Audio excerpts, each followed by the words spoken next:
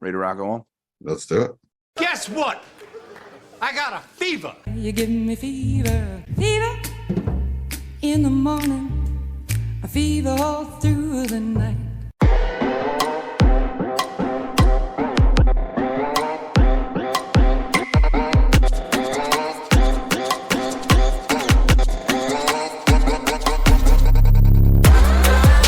Folks, welcome to episode 80 of the Dynasty Fever podcast. If you've been keeping track at home with our mostly Jets players, that's the Wayne Chrebet episode, starting to get maybe into the types of players that Jesse would remember. Chrebet, was a guy who I had one of the few football jerseys I ever had was a Wayne Chrebet jersey. Nice. One of the last times I was really into football and wear the jersey, yell at the TV type of into football. Right before I quit drinking and stuff, those late 90s, early 2000s Jets teams. We're going to talk about a startup today. I'm Brian Ford here with my co-host Jesse Schneeman. Jesse, how you doing? Do you remember Wayne Chrebet? Oh yeah, absolutely. I'm doing great, Brian. Thank you. Wayne Chrebet, as he was known, also known. Rainbow Chrebet. It was third down. Vinny Testaverde was throwing a Wayne Chrebet. The whole stadium knew it, and they couldn't do anything about it. Vince won me a fantasy championship when he was with the Ravens. I think he was throwing to Michael Jackson, if you remember him. Yeah, that's what Berman used to do on ESPN. Oh, okay. Yeah. We are a Dynasty Fantasy Football For old people podcast show. In case you didn't know, we're going to be talking a little bit about a startup that we did. Please make sure you subscribe, rate, and review. That does us a solid. Please show the YouTube channel some love. We're putting up the audio clips on the YouTube channels too, for those of you who are surfing the YouTube anyway, so you might as well click on that. Jesse and I are in too few leagues together. And so I roped him into a startup that is mostly guys who work at goingfor2.com. It's called Not a Going for Two Staff League. And so that's kind of what we're going to cover today. But kind of just use it as a way, not just to talk about startup strategy, but talk about certain players that come up now as we're heading into, preseason and on the precipice of the 2023 season starting and that sort of thing. Couple business items, though, to take care of. It's August 9th. August 9th, 1995, the death of Jerry Garcia. It's been 28 years since Jerry Garcia died.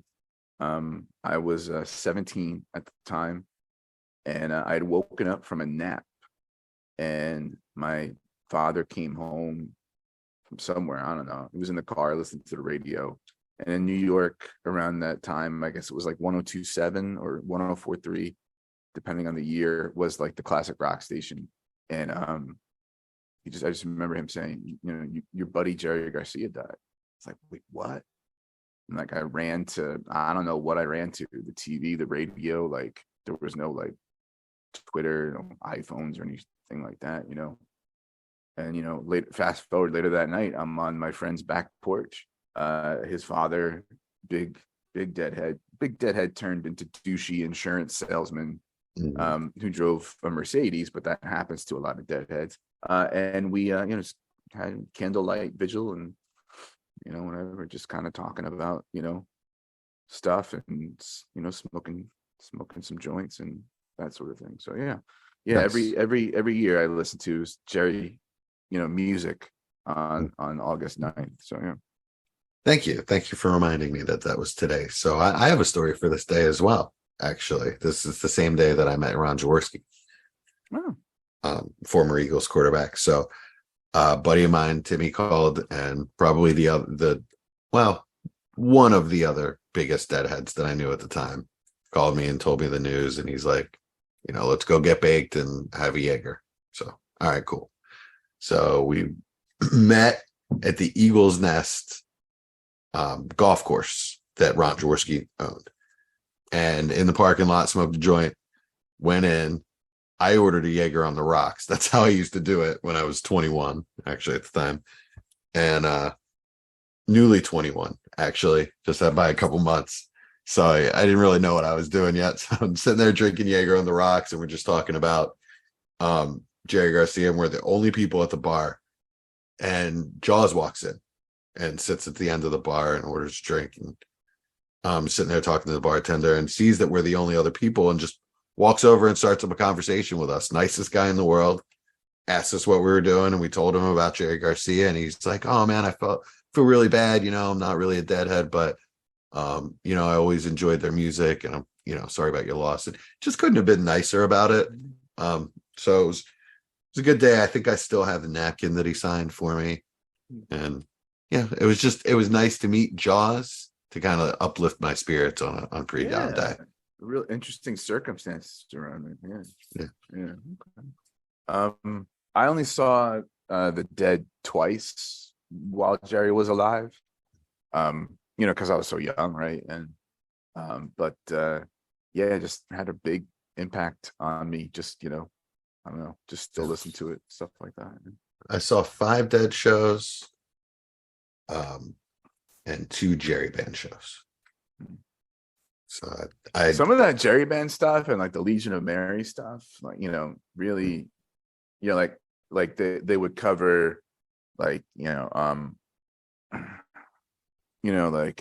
How Sweet It Is to Be Loved by You. Oh like, yeah, old soul tunes like that.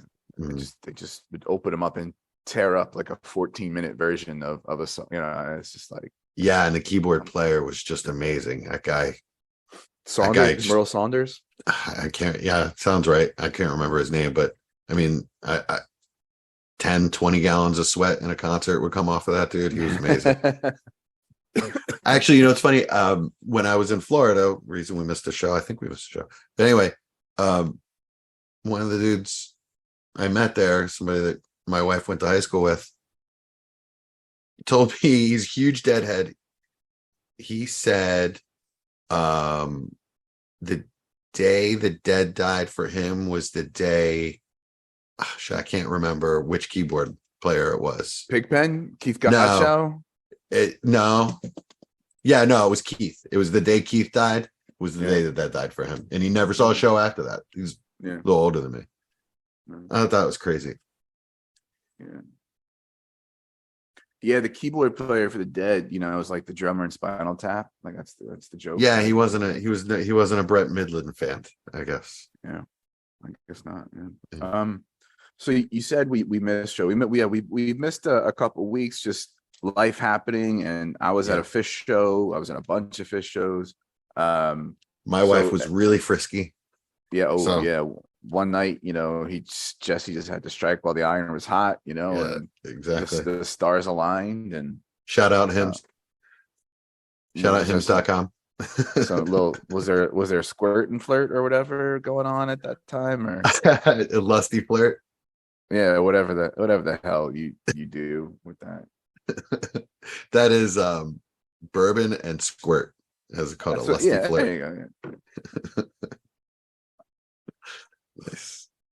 No, it was red white and berry vodka mixed with blackberry lemonade. That's what she was drinking. Okay. All right.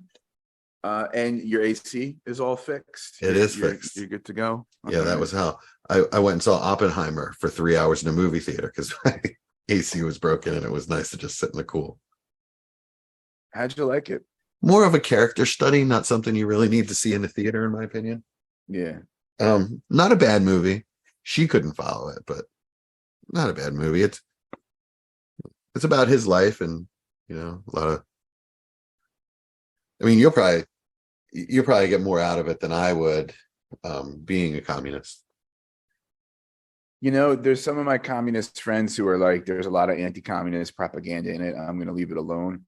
And then there's like a couple other dudes, especially one guy I used to know here in Jersey, who said, no, that they're overblowing that. Like, go see it and just see for yourself. So I'll probably end up seeing it at some point, just because, me personally, I'm a history teacher, and I'm sort of interested in the history of it, and I happen to think that the atomic bombs, which by the way, today is also the anniversary of the second one dropped on Hiroshima, or I mean Nagasaki, Wow. right? So yeah, August 6th was Hiroshima, however you want to say, and today is Nagasaki. I happen to think one of the greatest, crimes against humanity in the history of the world, and so the story that goes into it, I think, is interesting as well. And then Oppenheimer famously, after the bomb was tested or whatever, or I think it came up in the movie, he quotes, I want to say it was the Hindu goddess Shiva, says, "I have become death, destroyer of worlds." It's sort of a famous, he's like, Yeah, "Oh, shit, that does come up in the movie. I unleashed all this, so yeah. Yeah. And by the way, you're gonna go enjoy Barbie, have fun. Yeah. a lot of dudes that I see online are loving it. They're sort of embracing just the fun part of it, and it's got like a sort of feminist spin to it, which is kind of fun too. Like it's not just some stupid like whatever bubblegum movie. It's got like a statement to it. So like just soak it in, enjoy it. I'll see if I can find my Birkenstocks. Your Birkins? Hard. I had a pair of Birks back in the 90s. No, but I'm saying is Barbie isn't like a hippie movie. What do you? No, you said the feminist. Boy, okay, all right. You're going all the way to like I'm gonna be Jesse at an Indigo Girls concert. Whatever. But. Yeah, well, I've seen the previews, and there's a scene of the chick from SNL, and she's like a Indigo girl, and I think the song plays. Okay. I didn't know that. Okay, see, maybe there's going to be a lot of Barbenheimer couples Halloween costumes this year. I guess I can't do it now. Yeah, maybe we go as Tandy and Carol from Last Man on Earth every year, so it doesn't matter. Oh, okay. Nobody even knows who they are. I've never seen that show. Yeah. Most people haven't. One or two people every year will figure it out. Kristen Schaal is the woman. Yes, and MacGruber, I forget his name. Yeah, I forget his name too. Yeah. He does a lot. He does voices a lot on Bob's Burgers. Well, which makes sense, right? Because Kristen Schaal is on Bob's Burgers. Yeah, she's on everything. Yeah. All right. Well, now that we've lost 2/3 of the, we need to edit that out of the 4 dozen people listening. You want to talk about anything like news and notes as far as like running back of the world unite, in the Communist Party, like, or do you want to just hop right into startups? I don't want to talk about the running backs because there's nothing we can really glean. We can't really add anything to the conversation. Right. Yeah. So, but I do want to talk a couple things. One thing, and then another thing that'll tie into the. We'll try to do a little smooth transition. So, Russ, have you read the reports? Are you as freaked out as I am? Should we go over this with everyone? In fact, when you told me that, I was like, I don't know. I have my notifications on for 32 beat writers, and I haven't heard anything the way Jesse's heard it. In fact, the only thing I saw was the opposite. So a Bleacher Report that he was struggling to pick up the footwork and that didn't have the athleticism to scramble anymore. And, Peyton wants that to be one of his reads, is to just take off. So it's very concerning to me. I saw that on Bleacher Report. I saw another, and then I started hunting for other things because I wanted verification. So I saw another couple things that, one was that we're crazy for thinking Russ's early struggles are gonna, kill the Broncos or anything like that. Like, we're overreacting. And then a couple other articles, but yeah, there's definitely a narrative out there about Russ and the offense not exactly meshing with him right away. Hmm. So I didn't want to hear anything negative about that. I didn't think they would let anything negative out. But now that I see, like, there's also a lot of reports about the way Sean Payton is running things. Like, he's banned bucket hats. He denied Russ's PTO request. Like, it's not a vacation camp, it's training camp. So I don't know. But then Sean Payton he stuck his foot in his mouth, and like that whole negativity kind of thing that started to surround the team, it's just starting to be a little ugly. I don't know. So I guess, yeah. I just didn't want to hear anything negative, and now I'm hearing it. You know, it's funny because I didn't see any of that. In fact, the only thing I saw was that he was making a positive impression on Peyton. And the other reason I was a little skeptical of it is Sean Payton has a rule with the media that if he doesn't talk about it, the media can't talk about it out like to anybody else. Like, that's one of the ways that he's like, running things like a tight ship or whatever. Niche. And if I work for a newspaper or a website, he's not my boss. So I'll write about what I want to write about, and you can't revoke my credential because of that. No, they can. The team can. Can they? Sure. Oh, yeah. And they'll do that? Oh, yeah. People, that's the thing. They dangle access as the carrot, right? So, like, for example, like Cecil Lammey, who's Denver guy. He's on the football guy show, The Audible. He does a great job. It's him and my boy. Sig Freud. Yeah, I mean Sig, not Sig Freud, but on the couch. So, he's got a like skirt or like around, like he's say it without saying it. You know what I mean? Because, he's very vague on those podcasts about the Broncos. Because he has to be, because that's the way that Peyton's running things there. Sucks. And the one good sign though that I saw, maybe it's a good sign, is I don't know. I don't like these NFL coaches and like this tough guy bullshit, but right. But he's trying to build a new culture, so I get it. But like they're making the starters play all like the preseason games. Like they're going to play a little bit in every game at least. Like there's no like you're ticking the first game off, like No, yeah, I know. I saw that too. So, but the upshot of all this is that you're selling Russ. Yeah, getting out for what I can. I think the hype had gotten to the point where like people were back in on Russ, and you can actually sell him for, I don't know, a late first. I'm back in. Right on. Yeah. So I'm still cool with it because like it's still August 9th. You know what I mean? Which, by the way, besides being Jerry Day, it's my half birthday. I'm halfway to 46. Yeah. Happy half birthday. Not a thing. It is not a thing. I know. So, and in fact, I think I might have taken him as my QB2 in the startup. Oh, I think you did. Yeah. Right on. So another thing, speaking of coaching, Eric Bieniemy is too intense, apparently.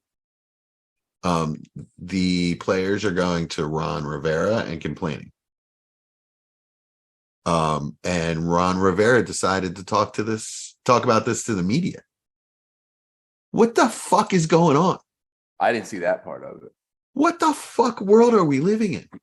In fact, I didn't see any of this. That Ron Rivera, who is an old school Andy Reid guy, who was like his first special teams coach ever, right? Is like one of the oldest school coaches in the NFL, is telling people that his offensive coordinator is too intense. What? That sounds. It's Maybe weird. Maybe it's one of these things where like it's like a strategic leak, like to get Bieniemy to calm down, or to get the players to respect him less. No, maybe even the opposite. Like I don't know, like to say like that he's doing a really good job. right? That he's such Well, a tough guy to give He's, him, you know, the to give players him a are- chance to say, I'm changing the culture, because that's what he's attempting to do as well. You know, Yeah. you don't jog into the huddle. He's trying to get them in and out of the huddle faster. That's one of his things. And he sends the starters off the field if they don't get into the huddle fast enough, that kind of thing. So I guess it gives Bieniemy a chance to say that to the media, maybe. Yeah. But Or you I could don't know, just say we're changing the culture. But a I lot of guess that people- gives proof that a lot of people seem to think that like Rivera is not going to be the coach there next year. So I don't know any of that shit. Because it's funny, right? Because like the camp news that I see is like such and such happened in 7-on-7 drills. This guy made a really good catch. Like I'm not hearing any of this stuff that you've been narrative saying. fun. Yeah. No. I'm not even like demeaning it as narrative. I'm just saying like all I'm seeing is the tweets from the guys at camp, you know. Well, here's a good one. And so none of it I really take very seriously, whether it's narrative or whether it's look at this guy making a great catch in shorts. Like none of it I really take all that seriously, except when it's like super consistent and it's coming from different sources. Then I start to like, okay, maybe there's something to it, you know. Here's a beautiful little nugget for you. My last pick in the startup, so we can start on the startup. Braxton Berrios. Oh yeah. Looks like he's got the third wide receiver position, the slot position in Miami. So no. Yeah, that's what I heard. So that makes him relevant. Was a basically irrelevant player that's free in every league, probably out there on waivers. Yeah. That's going to have a role this year. I'm not saying that you should start him, but probably usable depth that you can, you know, plug in for an injury week, or if God forbid Waddle or Tyreek get hurt, he'll get an increase of targets probably. You know, somebody that you might be able to plug in at flex if you need to. Yeah. I could see like, you know, there's going to be some week in DFS where like whatever, you know, Tyreek's sitting with a hamstring and Braxton Berrios is like $3,400 on DraftKings. And it's like, everybody's going to be playing him in cash games. I mean, there's going to be a week where you have a bunch of players on bye and you're like, damn it. Yeah. You know, and my backup is hurt, you know, and I have 3 backups hurt or whatever. And just having a guy that you can actually put in your lineup in a desperation move is worth something, you know, especially in the 27th round of a startup. Yeah, we are 27 rounds in. So let's start talking about the startup then. Let's do it. In general, you know, for me with startups, some people hate to hear this, but I have no plan, right? Like the only plan that I seem to have is like in a super flex, which is really all I play. I want to really get 2 quarterbacks quickly, right? And I'll even trade up into the late first or early second to do it. I didn't do it this time because I was kind of like experimenting, wanted to see how things played out. And the trading was also pretty quiet early on, which was kind of surprising. There was very few trades going on, so I didn't think too much of it. But other than that, my motto is be water, seek value. Like that's what I do. People hate that. Like they hate hearing that. They think it's like trite and like, you know, cliche, but like that's what I do. But after like a few rounds, sometimes things kind of shape up a certain way and like I'll lean one way or the other. But did you go into this with any sort of, you know, strategy or thought or anything like that? Any like I'm going to experiment with this or I'm going to try to do that? Or well, the way I do a startup is it's really just the first couple rounds that I have an idea, and then I do, like you said, be water, just draft for value. I'm not really trying to fill positions unless I see that I'm really needy later on in the draft. Yeah. You know, and then that's even more of a tiebreaker. So once I know my draft position, which in this was 10th, is pretty much what I wanted, right? If I wasn't getting a top 9 pick, which I wasn't, in the Derby, the way we did it, you got to pick your spot. And my pick was really late. So, out of 10, 11, 12, I wanted 10. Because I knew I could get Fields or better, right? Fields was kind of my 8th quarterback. So I could either get my 8th quarterback, or if one of the 2 wide receivers fell, I could get one of them. Jamar Chase went at 9, which kind of like, I have never done that. I've never taken a wide receiver in the first round of a super flex dynasty startup, but I would have this time. And I wanted to just play around with it. It's a $20 league. I want to have fun with a different build and see where I'd go from there. Mm-hmm. But, it didn't happen. So I took Fields, and that's also a little different than what I would normally do. I took him over Deshaun Watson, who I have next, in my rankings. And then I took Tua coming back around. I pretty much figured Tua was going to come back to me because I'm way higher on him than other people. Yeah. I didn't know who else. If he hadn't come back to me, I didn't know who else I would actually take. I would not have taken Anthony Richardson. Deshaun Watson didn't come back to me, obviously, and I didn't think he would. I guess I would have taken AJ Brown if I couldn't trade out. But that was tough. That was really tough. I also considered Kelsey there. But he didn't go until 301. Mm-hmm. As it turns out, I would rather have taken AJ Brown, and then Kyler went, 304. Yeah. So I could have gotten Kyler in the 3rd round reversal at 303. Yeah.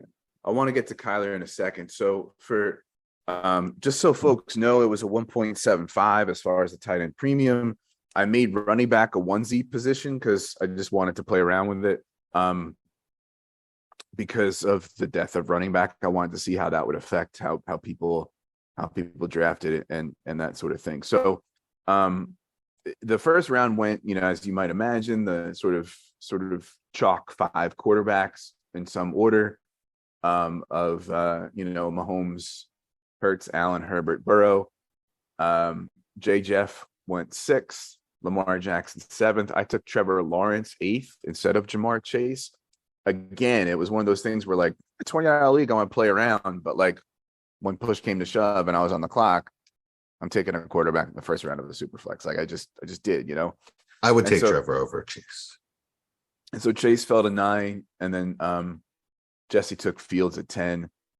Josh, my co-host on Dynasty Saturday Night 5, took Bijan at 111, and then Richardson 112 went that way. So, and then when things came back around for me in the 2nd round, I knew Kyler wasn't going to make it past Tom in the 3rd round, because me and Tom talk all the time about how Kyler is dumb cheap and it's getting ridiculous.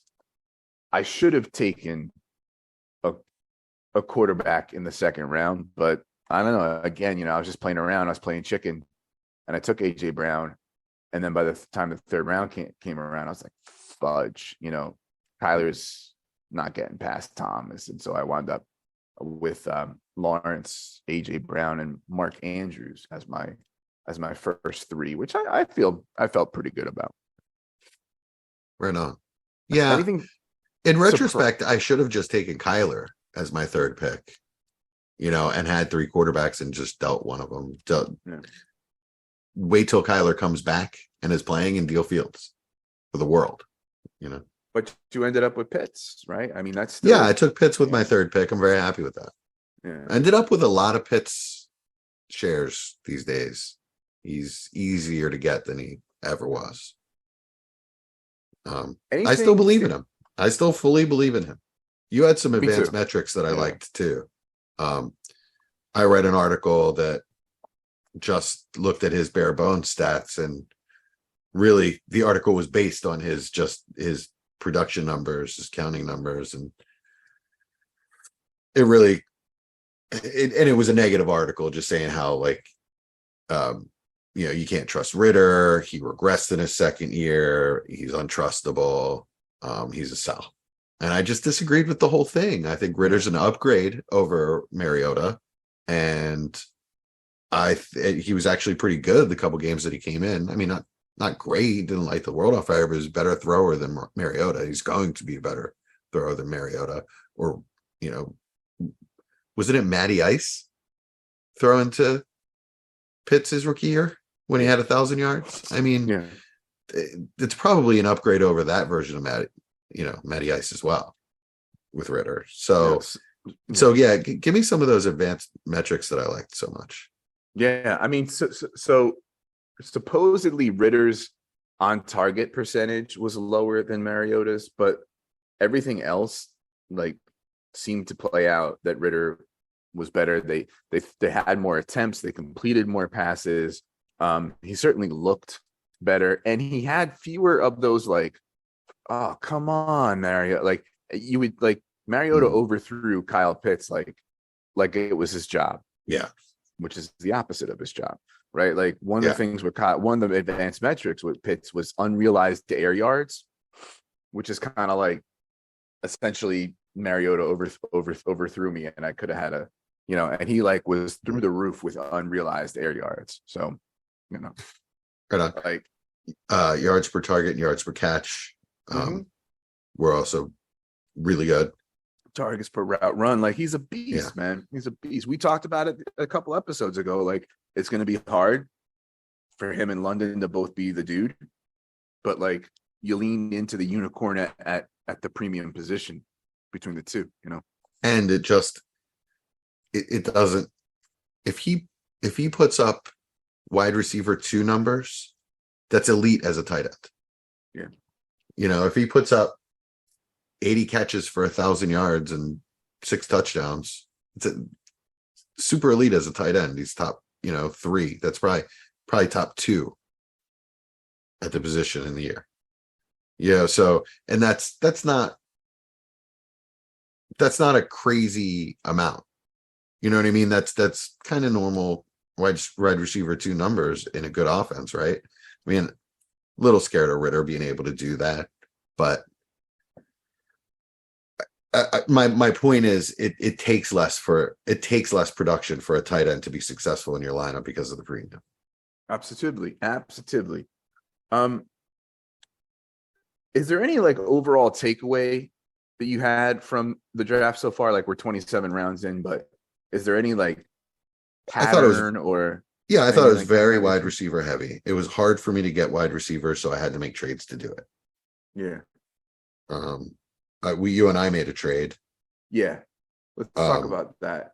Sure. I traded my 24 first and second, which, my team is definitely built to compete now, especially making this trade. It's a Jesse team. Yeah. So I assume that's going to be a late first and second. Plus what turned out to be 1103 turned out to be Michael Mayer for Devontae Adams. And that was at 408. 408, thank you. Which is a little higher than I would like to have taken him, but it was the end of a tier. So many wide receivers had gone. I kind of felt like I had to make a move. I didn't want to trade up. I wanted to trade in because I just wanted to give my team a better chance to compete by adding, more top 4 or 5 round players. Yeah, his current ADP is 411, so it's only 3 picks. But like you said, because running back was a onesie position, the wide receivers were going super early, which we've talked about as even when it's not a onesie position, the wide receivers going, fast and furious. And we have also talked about there's 17 or 18 wide receivers that we can count as high end wide receivers, potential wide receiver ones on your team, et cetera. And then there's that tier break where we get into the 576,000 wide receiver 2s. Mm-hmm. And that's why I said to you in the DMs, I was 99% sure that's who you were trading to pick, because there was a big tier break there at wide receiver. For me, the trade worked for me because what I'm trying to do with this startup is, I've talked about it a little bit on this podcast, is get into this zone where I want my dynasty teams to not be contend, rebuild. I kind of want to be more even and like have a shot every year to make some noise, but also have enough draft capital in the cupboard, to keep the pipeline going or make trades when I need to and that sort of thing, and not go up and down so much, just kind of stay more even. And so that was one of the goals I had in this startup. And I think by adding a first next year, and still, I think coming up with a lineup that, could break, if things break right, could be a playoff team. I think I'm accomplishing that. I looked at your team and it just looks like you fall a little short in your last couple flexes. Yeah. But otherwise, it's, the top of your team is good, and it's not really hard to find, bottom tier starters. Not that hard to find. I was surprised that for me, one takeaway I had was that, like, I was surprised running backs went as early as they did, even though, like we said, the wide receivers are going fast and furious. So, like, with running backs being a onesie, to have Bijan 111, to have, all these guys going pretty close to their ADP, CMC 201, JT 209. It was before a lot of the drama. Brees Hall 211, Saquon 311, Gibbs 308, Eckler still floating there in the fourth round with Chubb and Etienne. And like I was like, ooh, like, I know a lot of wide receivers are going. I thought they were going to go even more, and I think it just all depends on who you're drafting with. And I think a lot of the guys in this room are, maybe are into like more of that, like not robust, but like maybe hero running back where they want to grab that like safe high end running back early, whereas I'm leaning more into like not zero maybe, but like light hero, like I want to. I took Pollard in the 5th, but even then, I was like, I didn't feel good about it. Like I was like, I should have waited maybe for running back. I thought tight end and quarterback really kind of was late. Like those were values in this league. Yeah, for sure. Yeah. So Bryce Young and CJ Stroud. Bryce Young going in the 3rd and CJ Stroud going in the way late 3rd is after ADP. Daniel Jones going 412 is after ADP, right? So having missed out on Kyler, and I got nervous and I made a trade. Forget what the trade was, but I traded to get up to the 6.5 when I would have had the 6.08, I think, to take Russ, the guy you're trying to sell. Yeah. Because to me, there was kind of a break there where quarterback was starting to get ugly. Where like now I was looking at my quarterback 2 was going to be the likes of, I don't know, Geno, Aaron Rodgers, Jordan Love, Mac Jones, Derek Carr, just guys that I just is like, I don't want them to be my 2. I'm more comfortable with them as my 3. I think Aaron Rodgers might be like I've moved him above Russ at this point. I think he might be the gem of that group. A lot of people are in on that. Yeah, they're saying like new attitude, new team, change of scenery. He's going to OTAs. Like he changed he reworked his contract to be there longer and to bring in other players and stuff. Like it's hard for me to believe he actually took a pay cut, but he sold it that way anyway. Yeah. But I happen to be in on Russ. I'm buying. Sean Payton's going to change the culture. He's going to, and part of changing the culture is not letting Russ just cook so much. Like one of the things Nathaniel Hackett did was kind of what he did with Aaron Rodgers, which was the quarterback runs the show. And what we've seen is when Russ does that, it doesn't turn out so great. Yeah. And what Peyton's going to do is be like, no.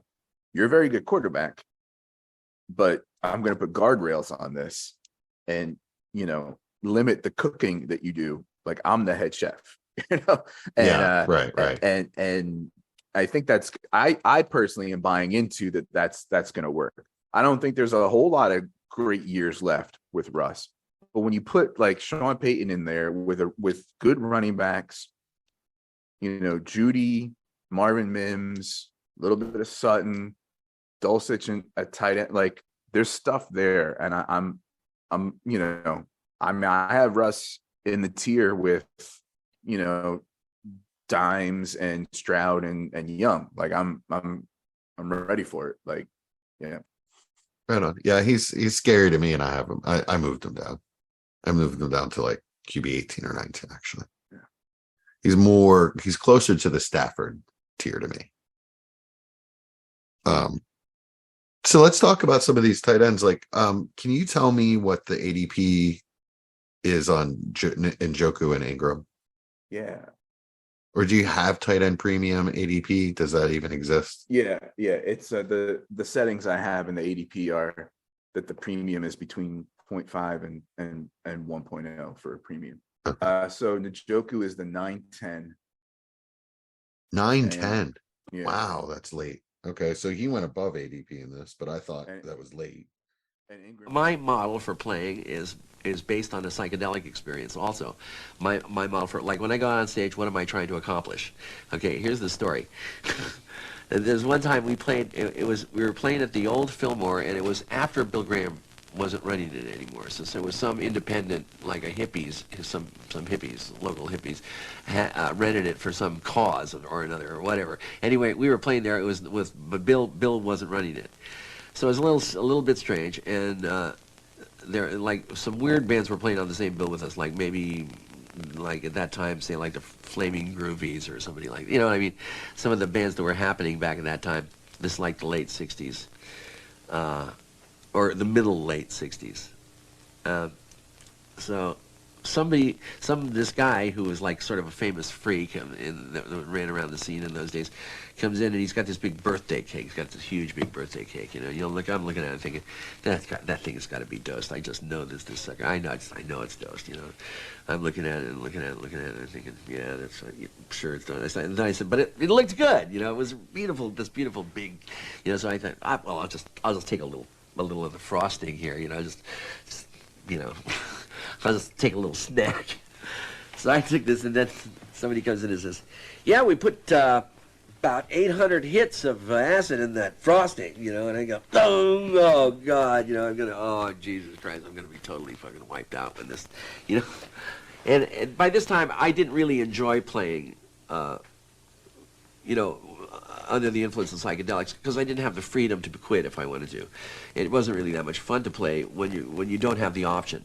When you don't have options. So I mean, it wasn't something I was looking forward to. And so I'm sitting there and I'm waiting to play, and we're going later. It gets getting later and later and later, and I'm coming on. Now I'm going on like the place is swimming, and I start to overhear people. And I'm going off in this paranoid space. I'm thinking, God, this place is full of mafia guys, and they're all trying to kill me. I got that notion in my head. This guy comes in. He looks exactly like a mafia guy. He says, "Here, you want something to drink?" And I look at it, poison. No, thanks. It's like everybody is armed to the teeth. They're all trying to kill me. Okay, so and I'm waiting there to go on. Oh shit! This is it. This is my last night on Earth. I'm convinced of this now. Still in this psychedelic roar. And so we're going out on stage, to go play, and I'm going out there and I'm thinking, oh God, Jesus, what have I done to deserve this? I'm going to go out there and play, and they're going to fucking kill me, So I got the only thing I could think of to do was I said, okay, I'm just going to play for my life. I'm going to play for my life. That's what I'm going to do, And so I played for my life, and they let me live. Ever since then, ever since then I thought that works, for me, is to play for my life, so, when I forget what I'm doing or why I'm doing it, I play for my life.